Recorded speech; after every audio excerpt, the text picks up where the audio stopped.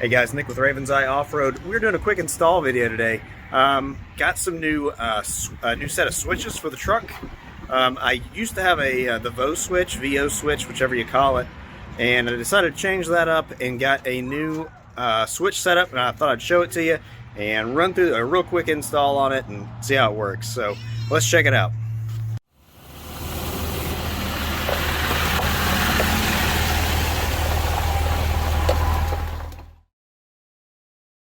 So what we decided to go with was the Trigger 6-shooter. Now this is a Bluetooth switch panel. Basically, you don't run any wires into the cab at all. You just hook all this stuff up under the hood, out of the way, and you've got 6 switches, and it all runs off Bluetooth. So you've got an app on your phone, or you can just pop the switches off and take them with you. Cool system. Now I wanted to compare it real quick to my old setup, and I'll show you what it looks like right now. So this is the VO switch. This is what I had before, and as you can see, this is the main switch panel. It mounts right on the dashboard. It's got a cool little the ball mounts, the RAM ball mounts, I believe those are, on both sides, so you can run things. It came with this sort of little generic phone holder, but that was kind of a neat addition. But the whole idea behind this one is really similar to the Trigger setup. You just run one wire from under the hood and then run it into through the windshield and to the switch panel itself. Just one wire, and that was it. And luckily I'm going to be getting rid of that with the Trigger setup. But same deal, you just ran your positive, negative into here, screw them down, and that was it. This is a waterproof box, mounts to the side. It was a real clean setup. Let's talk real quick about some of the extras that you can get with the Trigger setup. This was one that I did splurge on. It's the under the visor mount. So next step is to go ahead and put these leads on, crimp them down, add this. One important note when doing this step is move your beard out of the way before you crimp it down. Good idea. Okay, good idea to do that. I think this is going to be about the best spot to mount it. I'm trying to get it to where the wires aren't in the way of the hood, but I can still reach the terminals and maybe have a good place to hide these and that kind of stuff. So I think this is going to be about the best spot right there. Now it comes with like 4 little double-sided Velcro sort of deals, and that's what we're going to use. I might eventually get that mount. The mount went here and kind of sat it like this. Sorry, I'm horrible at filming and talking. I look at what I'm doing, not the camera. It kind of goes like this, so it would mounted like right in this area here, and then sat like this. But some people are saying it hit the hood and all this, and it was really pricey for what it was, and I just kind of skipped it for now. Maybe later, if I feel like I need it. So one thing you're going to need is one of these. It's just kind of I don't know the official name, but it lets you be able to plug into the fuse box and tap into it and give you a lead off of it. All right, so we got everything hooked up. I just kind of snaked the wire. It's kind of under here. Bolted that down. I know there's a ground down here, but it was really hard to kind of get to and make everything reach still, so I just did it that way. This is mounted. I was wrong. There was a quick start guide. I did find it. It's just a real quick run through. At least it does show me how to put the batteries in. I'm going to show you one important thing on that real quick. Let me get that for you. Okay, this is the trickiest part. Inside here, inside these, is this tiny little gasket. You can't lose that. It goes in here. Can't get the app to connect something with the Bluetooth. I don't know. We'll have to figure that out. But I know that this part works. The lights all come on and all that. Let's see if the switches work. Yes. See a little light right there. Maybe that's my problem. Maybe I got all this on. So let's flip a switch. Boom. Boom. Okay. Let's try the app. I can't, obviously I'm not gonna be able to show you what that looks like. Let me try again. We got to figure it out. The app that they link you to in like the little paperwork, the code that you scan with your phone camera, it doesn't work. That's old. Now, I don't know why they don't just take it off the store or whatever, but you have to go to the website, download the new one, and then it'll work. So I'll put a link to that in the description. Nobody else said anything about that, so I don't know why that is. Any of the videos that I watched on the install list, nobody mentioned that. The other thing is, it will not pair or connect. Like if you use your remote to start the truck and you haven't sat down in here and pressed start, it won't pair like that. I was trying to do that. I was like, what the heck's going on? It has to be started running. You have to do it. And then it paired instant. It was easy. So let's test out. I know you guys can't see, you know, the app. I'm not going to mess with that, but and I already know these work, so I don't really have anything to test. I've got to hook my lights back up. I took them off to clean up some things, and I'm going to rewire those. If I get a chance to do it tomorrow, I will. I've also got the switch panel in the back. Put a video out about that here real soon, and that'll get hooked up, and then let's see. This should be done. I've got to do the install over the mirror.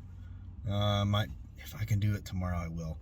All right, that's it for today. Talk to you later.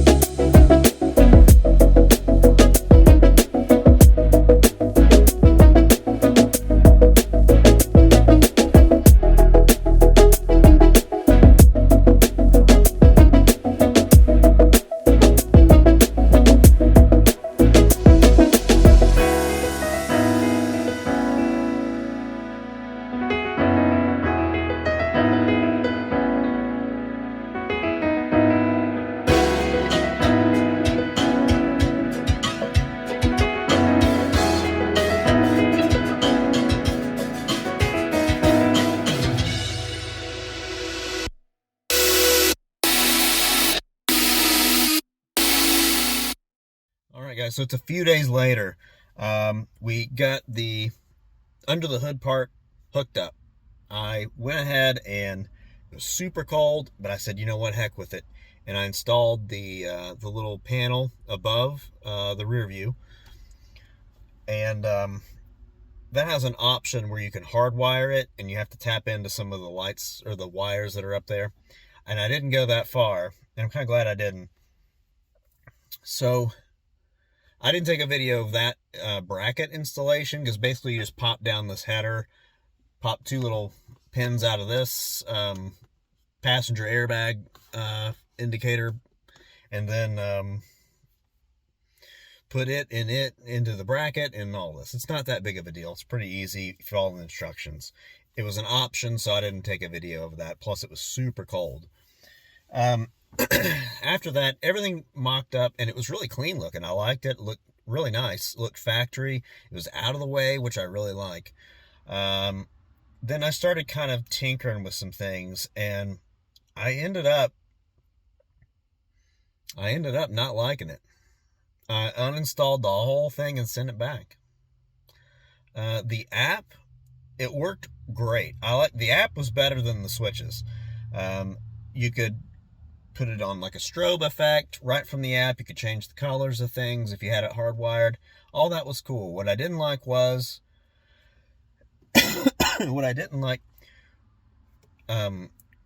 with the switches themselves is they felt real bad. They take effort.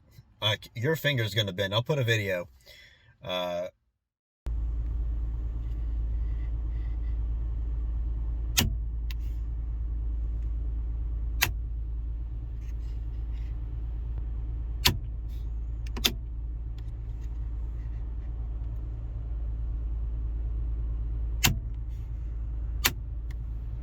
to push those switches, you're going to have to, it just didn't feel good. It didn't inspire, it didn't make me think they were going to last very long, is what I'm trying to say. So I kind of thought, man, that sucks. And then I thought, well, I'll just use the app anyway. But then the app doesn't work unless the truck's running. So really, I was in a position where this wasn't going to work like I had hoped. My whole idea was take the switch panels, you know, you can mount them there, but maybe you get to camp, you can take them off, take them to the back of the truck, you can flip on your lights here and there, whatever you got to do. But if the truck's not running, you can't do any of that. And there wasn't a way that I saw that you could set things up, you know, to run even if the truck's not on. It had the voltage meter and all that stuff built into the app, which is really nice. You could set a low voltage threshold, all kinds of different stuff. App was legit. I liked it. But the switches themselves, I didn't like at all. Also, let's say you switch on something, and then, you know, that the switches themselves timed out. But there was no indicator to let you know that that item was still switched on. So everything just blacks out. You can see it in the video. Everything blacks out, so you don't know that they're on or off. So I didn't really care for that. It also seemed like there was just one bulb in the switch panel. So you flip it, one bulb kicks on and one bulb kicks off. So that it really wasn't like separate for each switch. So there really wasn't a whole lot of independent look to it. Now, that may have all changed if I hardwired it, but I really didn't want to have to hardwire it. So, I don't know.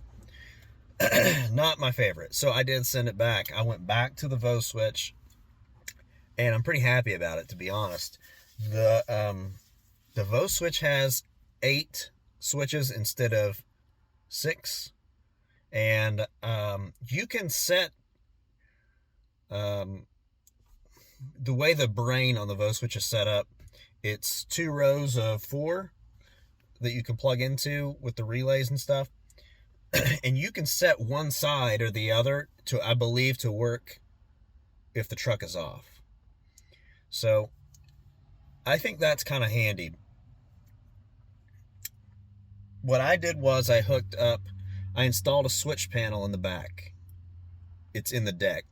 It's got the voltage meter on it. It's got 2 USB, and it's got the cigarette outlet. And that is ran off the switch, the Vo switch, the last switch on the right. So I flip it on, I got power in the bed. I didn't want to leave it on where it's on all the time because I don't want to run my battery down and kill it. So, by accident.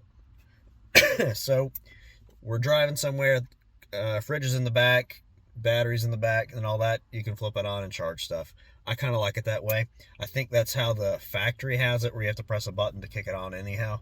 So, worst case scenario, I could just leave it on an ignition setting where the ignition has to be on, and then I could just leave the switch flipped. So that'd be a thing too. Overall, the Vo switch isn't perfect. I don't know if they make this exact model anymore. I haven't been able to find it, but it's good enough, honestly. The ball mounts are pretty decent. You know, you'll be able to put a GoPro or something there.